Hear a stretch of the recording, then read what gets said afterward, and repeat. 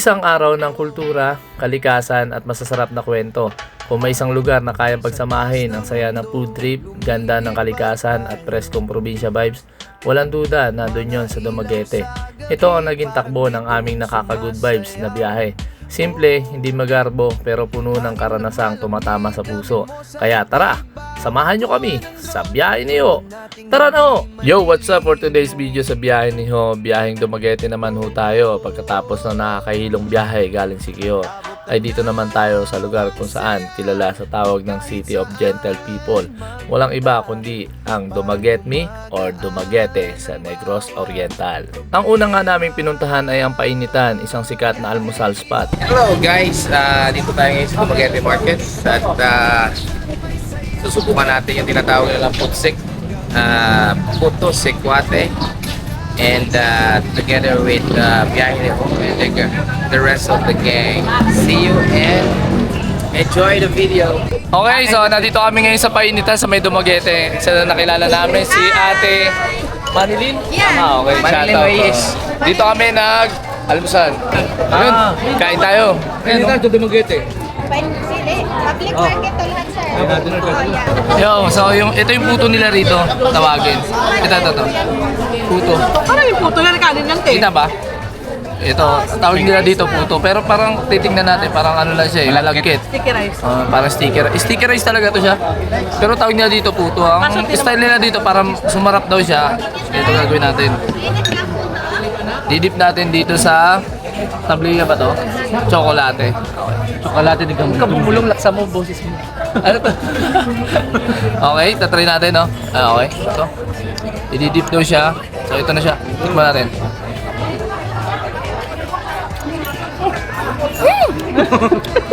Perfecto. Namit gid. Masarap. Dito lang yan sa Nalin. Hanapin nyo yung dalawang yun.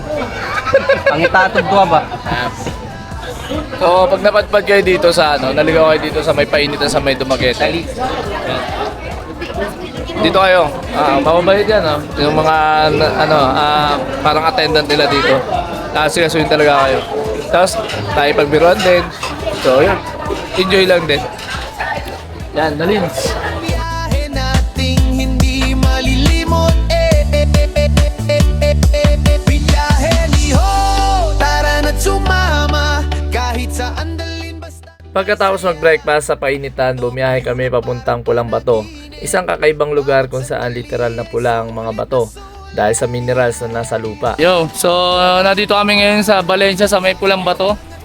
Pagkatapos sa aming kaninang kumain, almusal. Sabihin mo mag-asubin. Yan oh. Para siyang humihinga yung yung bundok na to. Anong tawag? Ayan, nakita niyo may mga usok. Amoy siya, amoy sulfur. Parang may naglalaga lagi ng itlog.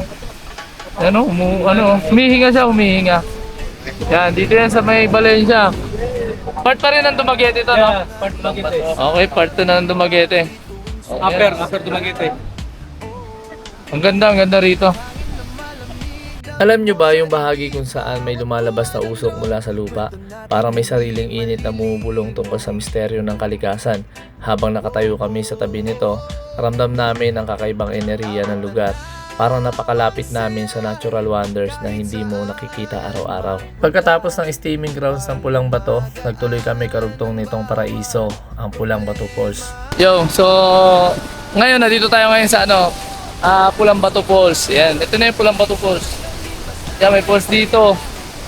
Yan, lakas. Ganda. Tapos, meron pa dun, isa. Dito, maganda dito. Parang swimming pool siya, pero may falls. Dito natin. Ganda. Yan, o. Yan. Kung ang una ay tungkol sa init ng kakaibang tanawin, dito naman nangingibabaw ang lamig, linaw at lakas ng kalikasan. Ang lugar na to ay perfect spot para mag-photo op, mag-relax o simpleng huminga ng malalim at magpasalamat sa ganda na ibinigay ng mundo. Marami pa sila ditong ibang spot para magpa-picture tulad ng tulay, gilid ng ilog at mismong harap ng talon kung gusto mo mabasa sa ambon nito. Kahit saan magpunta, parang gumagaan ang bawat problema. At pagkatapos magbabad at mag-enjoy sa malamig na tubig sa Pulang Bato Falls, ay dadako naman tayo sa lugar kung saan masarap mag-relax at mag-enjoy na rin dahil sa mga magagandang tanawin na meron ito sa lugar ng Pamplona sa Cafe Alicia. Pero bago yan ay daanan muna natin ang tinatawag nila dito Monkey Sanctuary at isama na rin natin ito sa vlog ng biyaheng Dumaguete. Nandito kami ngayon sa Monkey Sanctuary. So isa ito sa mga pinupuntahan din dito sa sa Dumaguete. So nakadaan kami rito, ito yung mga monkey. Ang dami yun. Ayan o. So ayan. Ano lang dyan. Kita ka ni Alpha? Pinag-iingat lang, masyadong ilapit yung mga gamit dahil nangaagaw sila. Ayan. Pwede kayo magpa-picture yun. Pwede yan. Miles at bro?